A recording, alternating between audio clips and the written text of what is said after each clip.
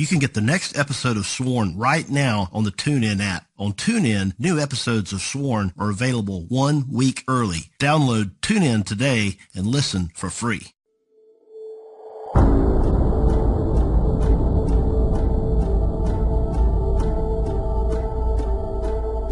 Place your left hand on the Bible and raise your right hand and repeat after me.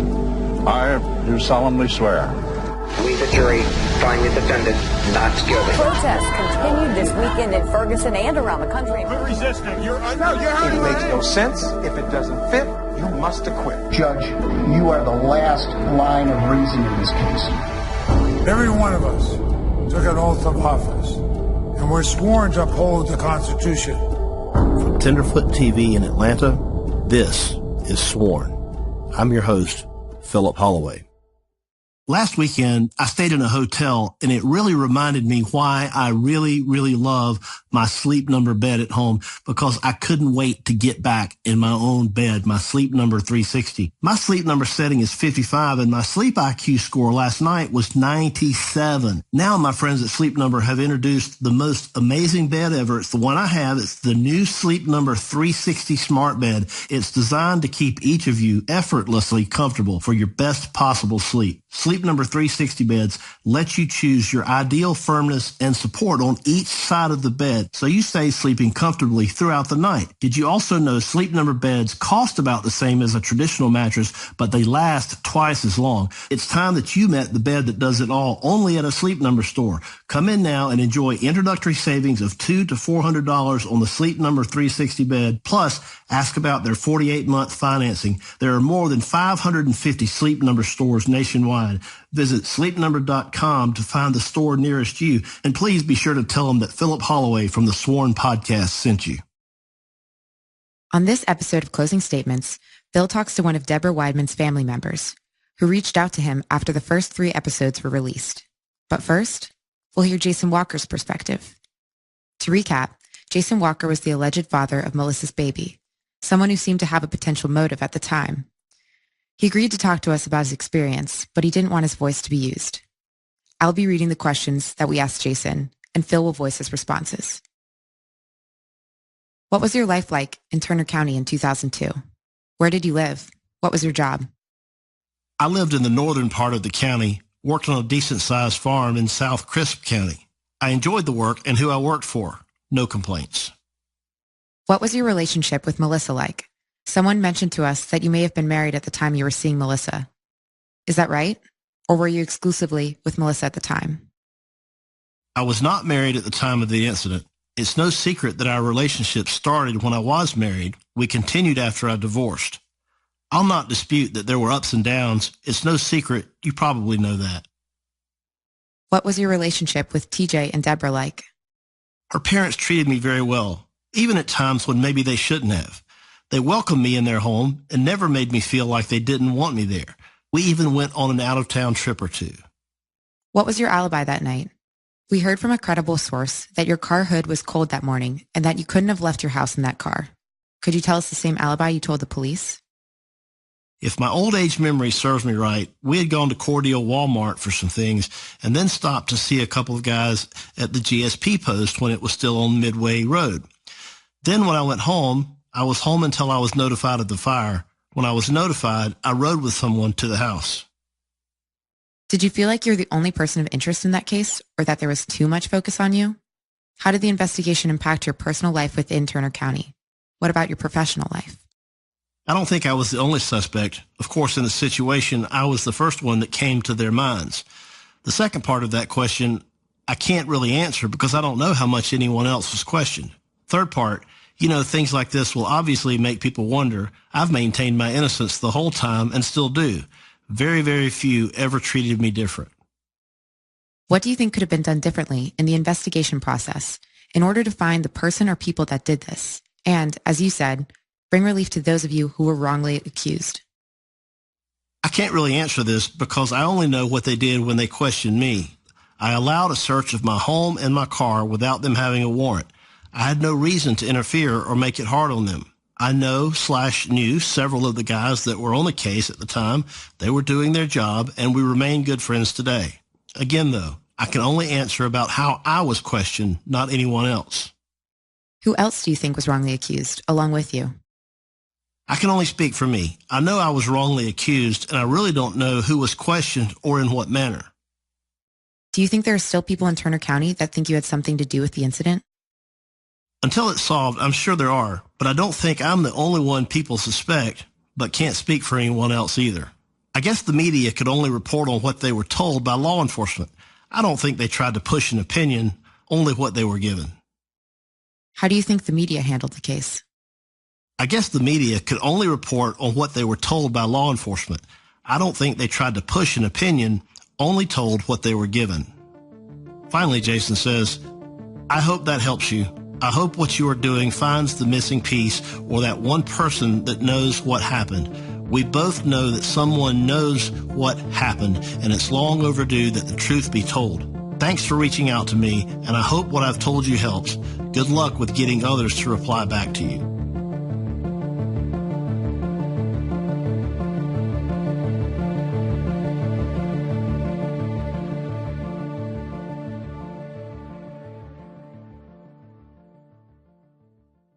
Do you hate clothes buying as much as I do? Do you hate going to the store and having to deal with the crowds and all that stuff? Well, listen, there's a better way to do it, folks. It's called Mack Weldon. If you're a guy or someone who needs to purchase clothing for a guy, Mack Weldon is what you need to check out. This is really the best stuff I have in terms of underwear, t-shirts, and socks and things like that. Mack Weldon believes in smart design, premium fabrics, and simple shopping. Mack Weldon will be the most comfortable underwear, socks, shirts, undershirts, hoodies, and sweatpants that you will ever wear. They have a line of silver underwear and shirts that are naturally antimicrobial, which means they eliminate odor, folks. They want you to be comfortable, so if you don't like your first pair, you can keep it, and they will still refund you, no questions asked. Not only does the underwear, socks, and shirts from Mack Weldon look good, they perform well too. It's good for working out, going to work, going out on dates, just everyday life. It's perfect. Go to MackWeldon.com and get 20% off using promo code SWORN. That's MackWeldon.com. Get 20% off using promo code SWORN. David Wheeler, one of Deborah's younger brothers, reached out to Phil after the first 3 episodes aired. He wanted to talk to us. He said he had something to share, so Phil called him back. David, can you please tell us what your name is and how you're connected to this case? I am David Wheeler. I am the younger brother of Deborah Widemans. Deborah and Tommy Joe and Melissa were part of my family. Where do you live? I live in Sycamore, Georgia, about a mile or 2 from the Tift County line and about 5 miles from Ashburn, Georgia, and about 12 miles from Rebecca, where they lived. I wanted to take a few minutes to talk about your sister and her family, the people that lost their lives. What can you tell us about them? They were very friendly, very social. Everybody in the community knew them, everybody in the county. Between Deborah and Tommy Joe, they were liked by everyone. I don't know anybody that didn't like them. Tommy Joe was a very friendly, happy-going, easy-going person. Deborah was also. They loved people, they loved to be around people, and they loved to have a good time. What about your niece? Can you tell us something about her? I think she was also one that was very friendly. She enjoyed her friends. She was expecting with her first child. She was about a month or 6 weeks away from delivering her child. She was very friendly, had lots of friends in the community. Again, don't know of anyone that disliked her. She was very happy, very joyful. Do we know who the father of her unborn child was? It was suspected that it was a Walker, Jason Walker. To my knowledge, that's who the dad was. Is that what she believed as well? Yes. I know this may be difficult, but if you can you kind of walk us through how you found out about the fire and ultimately the murders? It was a Thursday afternoon. That Thursday afternoon, I actually had a phone call from my sister, Deborah. I was outside, and my daughter, I believe, brought me the house phone. She had called to ask if we would be coming to Easter. I believe Easter was not that weekend, but the following weekend, and they wanted to have a get-together at their house, and they were staying at Tommy Joe's mother's home. And so around 6 o'clock, she had called, and we talked and had a great conversation. talked about 20 minutes, and I told her that we would be coming for Easter. And then about between 2 and 3 o'clock that morning, Friday morning, I got a phone call from a elderly friend that lived in Rebecca. And she called the house and said that Deborah and Tommy Joe's, the house was on fire. It was Tommy Joe's mother's house. Said the house was on fire, but they could not find Deborah and Tommy Joe anywhere. Nobody could reach them. They tried calling, and nobody could reach them, or nobody knew where they was. When she hung up, I called my sister and told her that the house was on fire and that nobody could get a hold of Deborah and Tommy Joe. And the first thing that came to my mind was that maybe Melissa had went into labor. Maybe they had to take her to the hospital. And so I told her if she would call the hospital and call our brother, who lived in Irville at the time, then I was going to call my father-in-law. We had 3 small children that were 9, 11, and 15 at that time. And so we called him and asked him if he could come over to the house, because we was going to drive to Rebecca and see if we could find out what was going on, or see if we could find Deborah and Tommy Joe. My sister called back and said that she had called the closest hospitals, the 2 or 3 hospitals around, and they did not have Melissa there, did not have her there delivering, or no one was there by that name. So we drove to the house. Their house is up on an isolated drive on a country highway. But when we got there, there was a deputy sheriff at the end of the driveway. What time did you get to the site of the fire? I would say around 4:30. It was far enough off the road, so I couldn't tell. I knew there were a lot of fire trucks up there, and appeared to be a lot of police cars.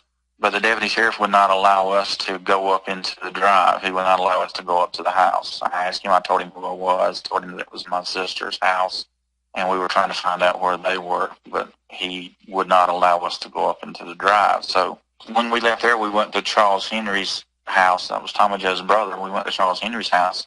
He was there. He met us at the door, and we went in and was talking to him and just asking him, did he know anything? And at that time, he told us he didn't know anything. He didn't know where they were. He didn't know anything about it. He did tell us that he had been to the house. So wait a minute. They let him in the house or to the scene, but they wouldn't let you? Apparently so. He told us that he had been there and that he had left, but they would not allow us to go up into the house. Did he say if he went there with anyone else? He did not. He didn't say if he was by himself or if anyone took him or if anybody went with him. He did not imply that anyone had went with him at that time. He did tell us that his son was there at the house where we were now, at his house. He was in the bedroom asleep, but he didn't tell us whether. He didn't say he was at the house with him. What time of day was it that you were at Charles's house? We were probably back at Charles's between 4:30 and 5. How long did you stay there? We stayed there till after lunch the following day, or right at lunch. That was a Friday. We stayed there till almost lunch. We were there about 20 minutes maybe, and my brother, Larry Wheeler, he and his wife, they showed up at Charles Henry's. And then maybe another 30 minutes, my sister showed up there. And by that time, it's probably around 5:30, 5:45 in the morning, and by that time, there were people in the community who had heard about the house fire.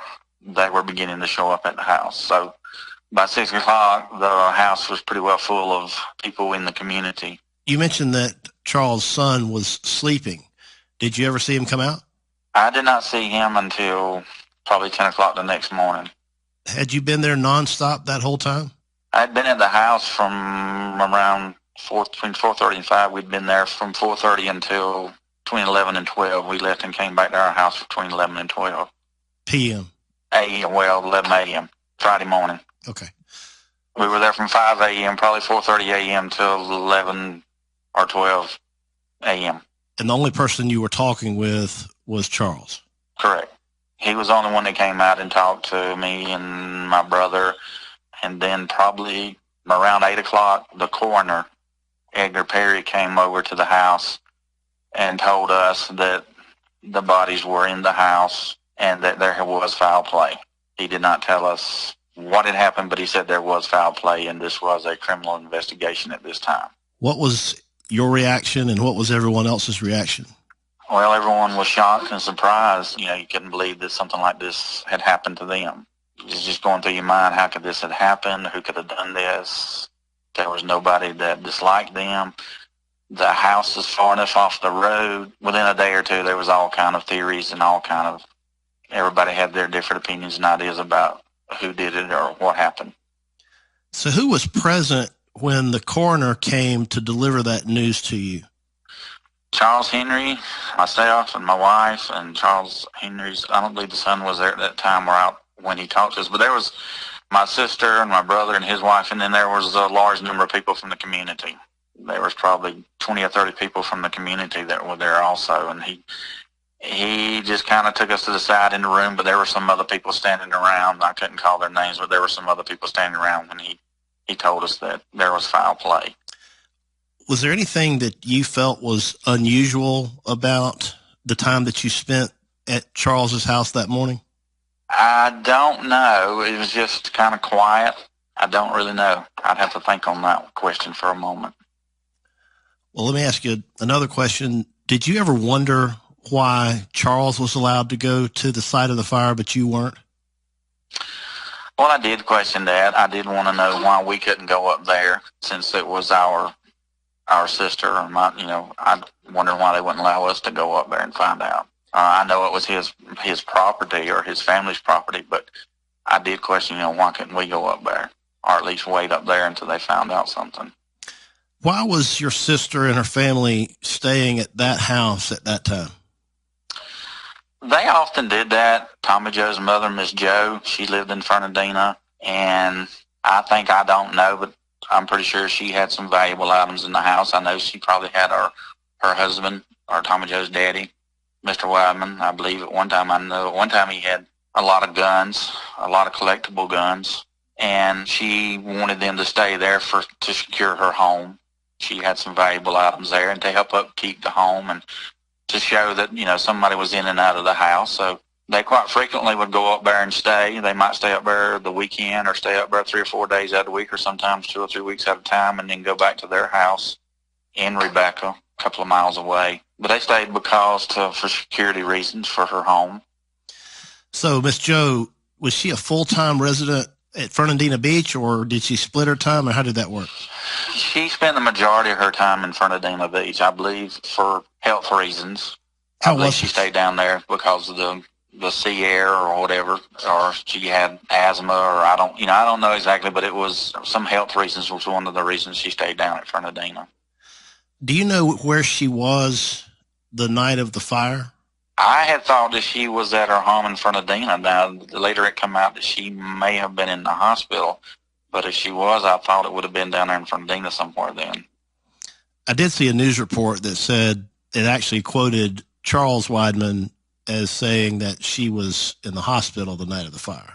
That's possible. I haven't, heard anything to verify that, but that's possible. I know she was very sickly. I know she passed away within a week or 10 days of Tommy Joe and Deborah and Melissa's death. She passed away. So she died within a week or 10 days of your sister and her family's murder. That's correct. And I believe that they did not tell her because of her health. They didn't tell her until after the funeral and after it was all over. Wait, they didn't tell Miss Joe that her family had been murdered? I think that's correct. I think that's what I had heard, that they did not tell her until it was after the funeral, if she was told then, but I believe it was after the funeral when she was told.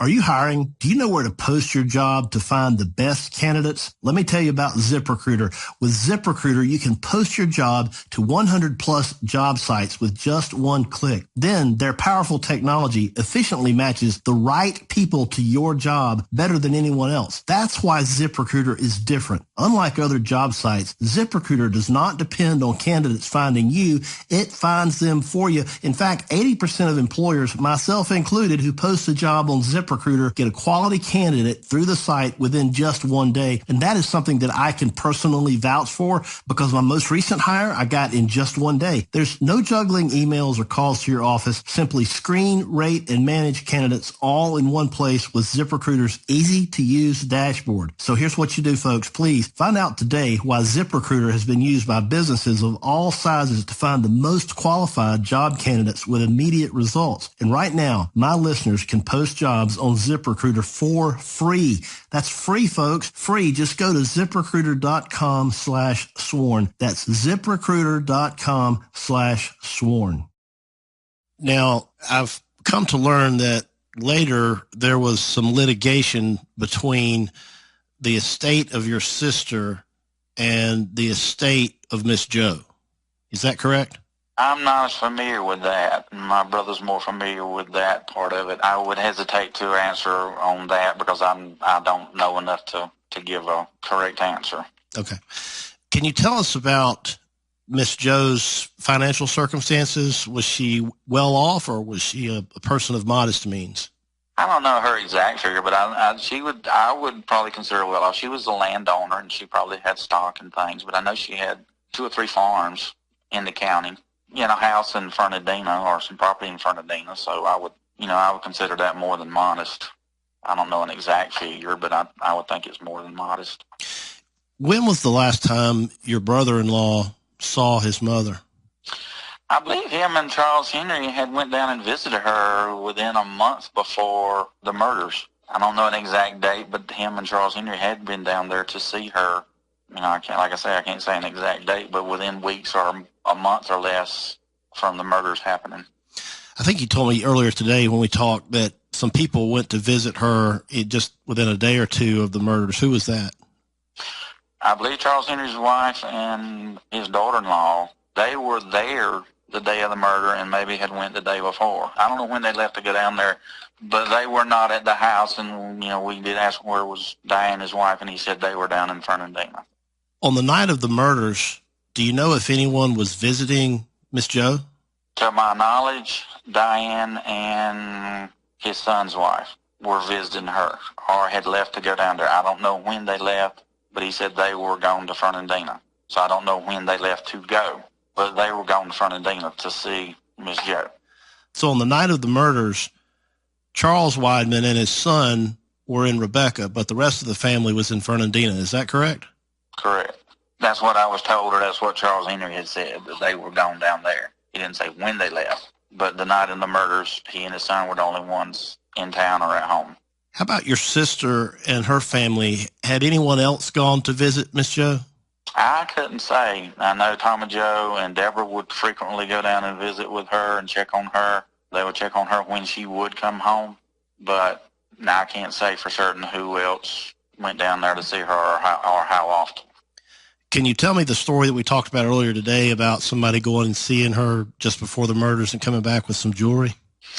I was told, I thought that Tom and Joe had, and when Charles went down there, that she had given Tom and Joe some jewelry or something. I don't know how much or what kind, but she had given him some, and he had brought it back home. Do you want to talk about the relationship now between your side of the family and the Widemans? Is that something you're comfortable talking about? Not really.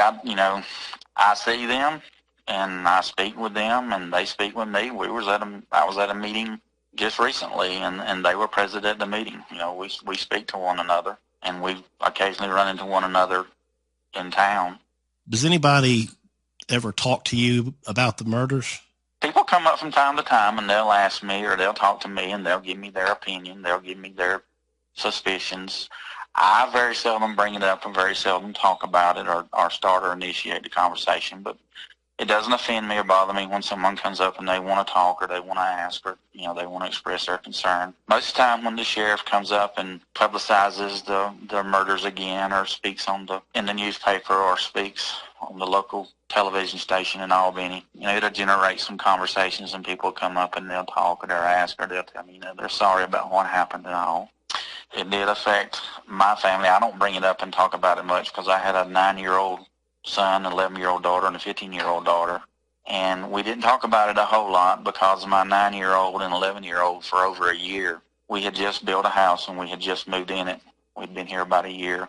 And for about a year and a half, my two youngest children slept on the floor by the bed between me and the wall.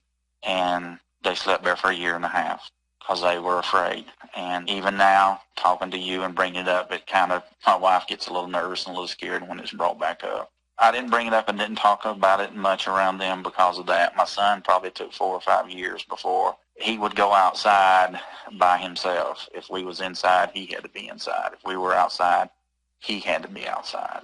They were scared as young as they were scared something might happen to us. Or, they thought, could this happen to one of us? Or could somebody come to our house and do to us what happened to my sister? So when they were present and around, we tried not to talk about it very much because it took a while for them to be able to go out on their own. If the door opened and my son heard it, he would run outside to see where we was going or where I was going. It would really bother him if I went to town and my wife, Vicky, she stayed at home. He would be a nervous wreck until we would all be together. He wanted everybody together. He didn't like us to be separated. So it took its toll on our family that something like this could happen in a small community like this. Were you ever interviewed by law enforcement? Yes and no. The GBI, the next day, this happened probably Friday afternoon after lunch, 2 or 3, 4 o'clock in the afternoon. If you could call it that, the GBI, he did come by. He asked me to step outside. I stepped outside. We went and sat in his car. He maybe talked to me for 10 minutes. At the time, you don't think about what he's doing, but I guess he was asking some questions to make sure that I had an alibi maybe. He asked me where was I at or what was I doing. And I told him that I had talked to Deborah at 6 o'clock that afternoon, and then I told him about the phone call in the middle of the night and that my wife and I, we went to Rebecca, and then we was at Charles Henry's house, and that was all the questions he asked me. He never talked to my wife. He never talked to my kids. He never talked to anybody else to verify my story. So the GBI never verified your alibi?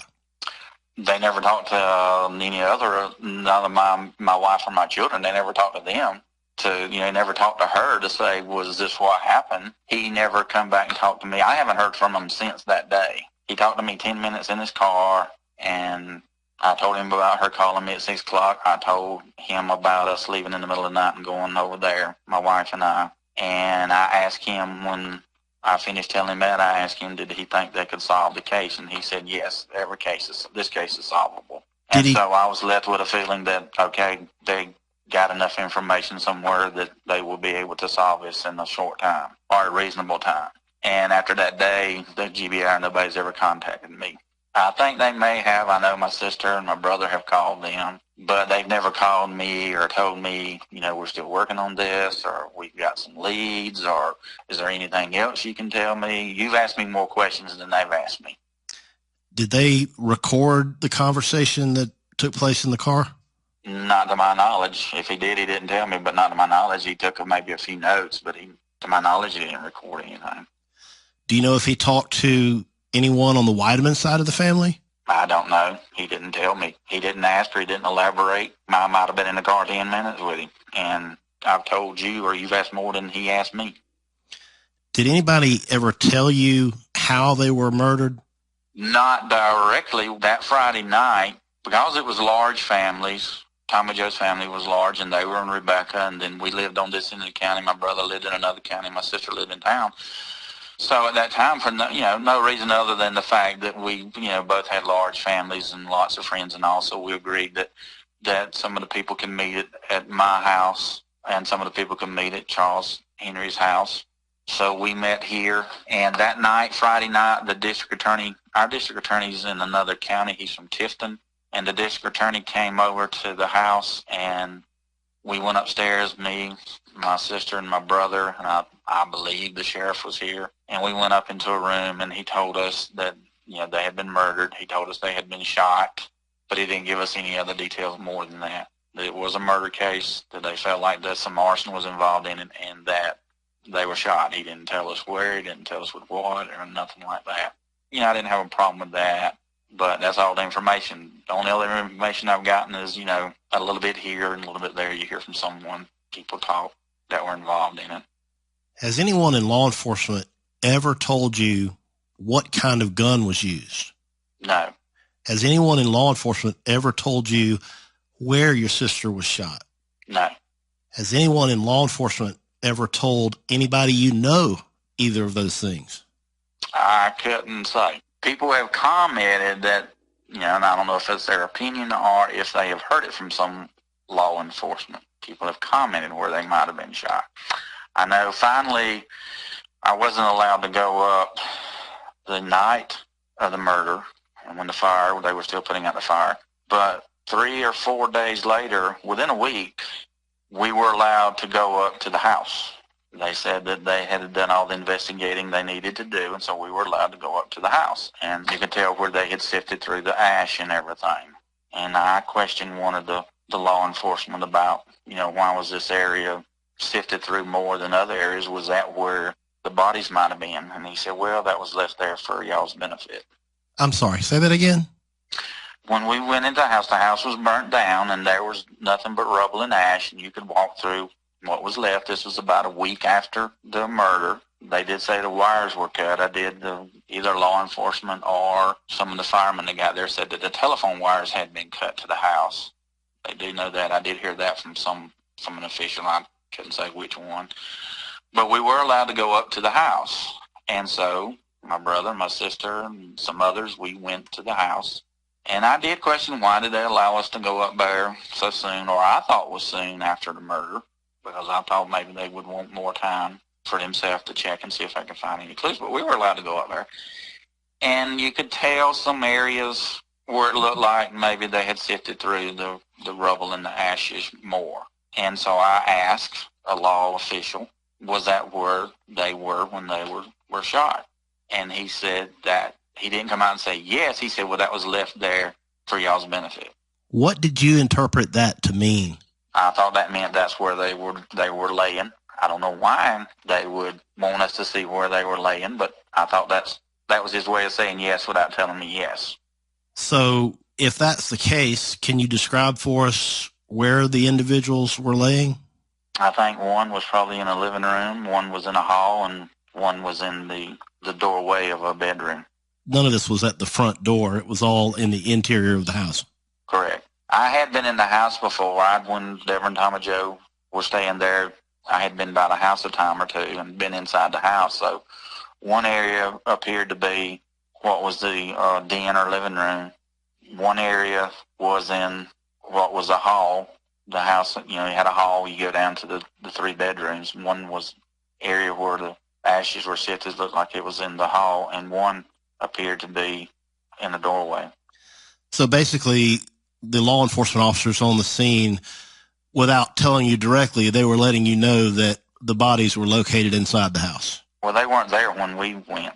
There was no law officers there at the house when we went. We were just told we could go and visit the site if we wanted to. Oh, okay. But a law enforcement official did tell you that those... Right. Okay, that was a later time. So, right. So basically, law enforcement told you that the shootings took place inside the residence. They didn't tell me that, but they led me to believe that by telling me that when I asked the question, was that where the bodies were, then you hate to assume, but that's what you assumed they were allowing you to know. That's what you took away from it. That it happened inside, but the bodies were found inside. Law enforcement told you that the telephone wire was cut to the residence?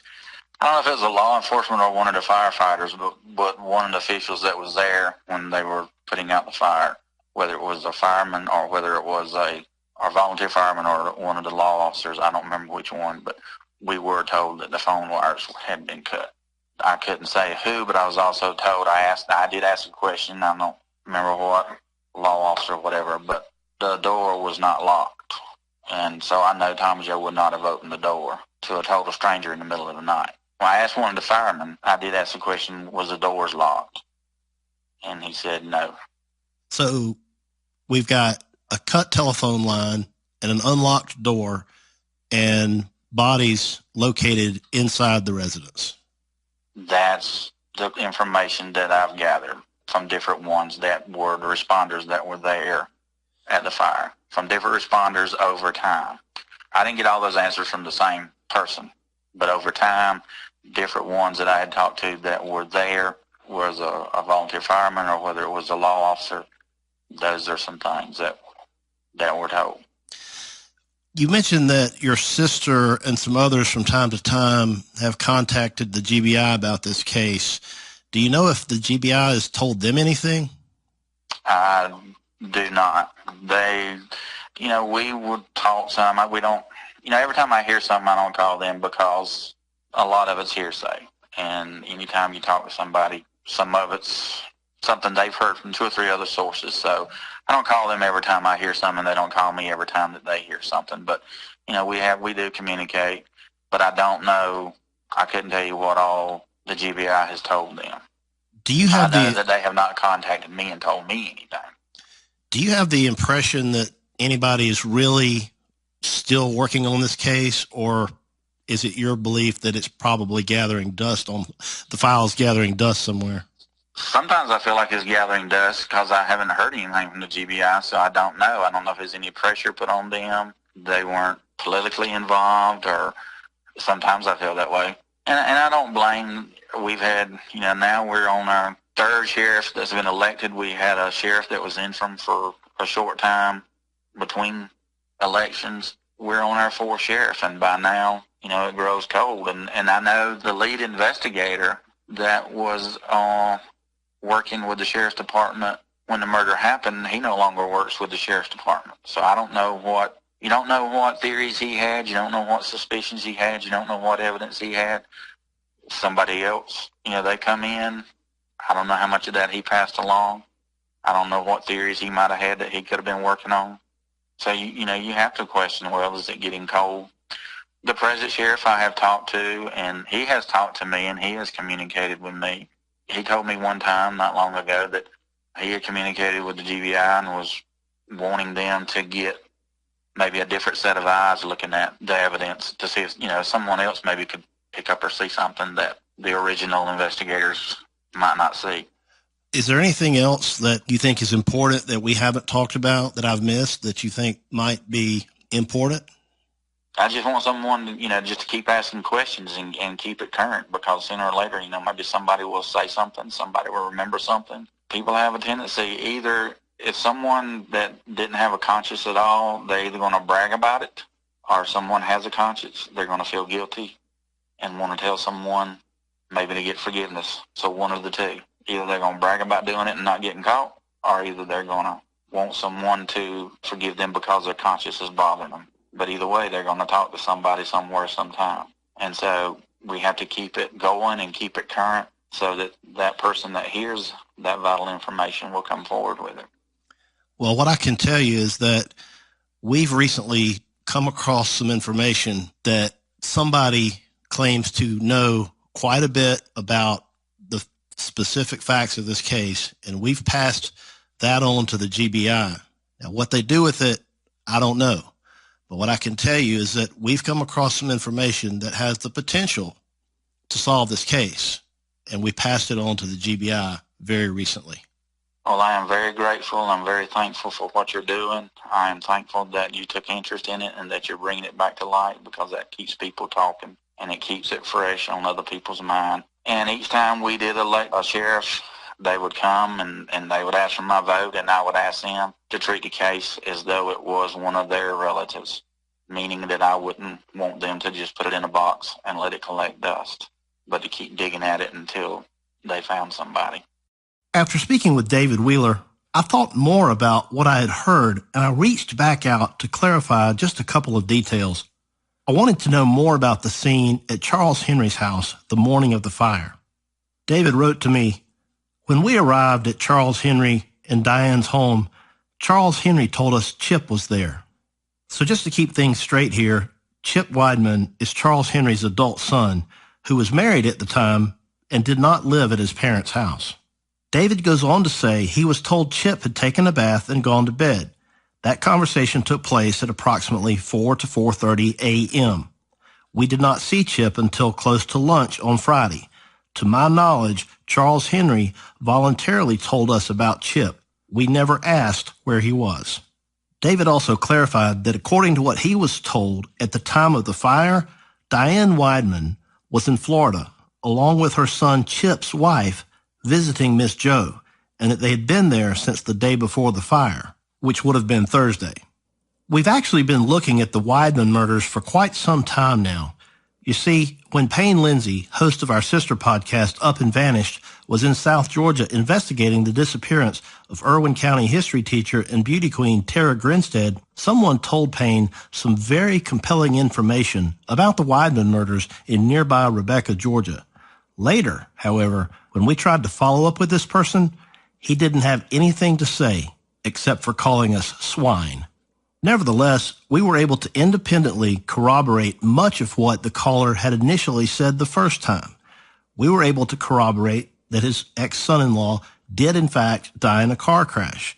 And we were able to corroborate that a close relative of the Wideman murder victims was a pallbearer at the funeral following that car crash. So why the change of heart on behalf of this caller? That's anyone's guess at this point. But this person's purported knowledge of the case could well be the key to finally solving the Wideman murder case after 15 long years. Just by talking to the community, asking questions, and looking at publicly available information, we've learned quite a bit about this unsolved triple murder. I wonder what would be possible if the GBI or even someone like John Dawes were to really put their shoulder into this. What else might they learn if they redoubled their efforts with the full investigative capabilities of the state of Georgia? Now, it's important to understand we're not accusing anyone of anything, but in addition to the phone call that we turned over to the GBI, which frankly, in my opinion, has the potential to solve this case entirely, we did come across something else that we found interesting and, at a minimum, quite odd. Remember, Tommy Joe and Deborah Wideman had a nephew, Charles Wideman III, also known as Chip Wideman. According to David Wheeler, Chip and his father Charles were the only ones at Charles Wideman's home on the morning of the murders. He also mentioned that Chip wasn't really anywhere to be seen in the immediate aftermath of the fire. I don't know what this means, and we're not accusing anyone of anything, but one thing on Chip's Facebook page at the time of this recording really caught our attention. It's what is listed as his favorite quote. It says, "3 can keep a secret if 2 are dead."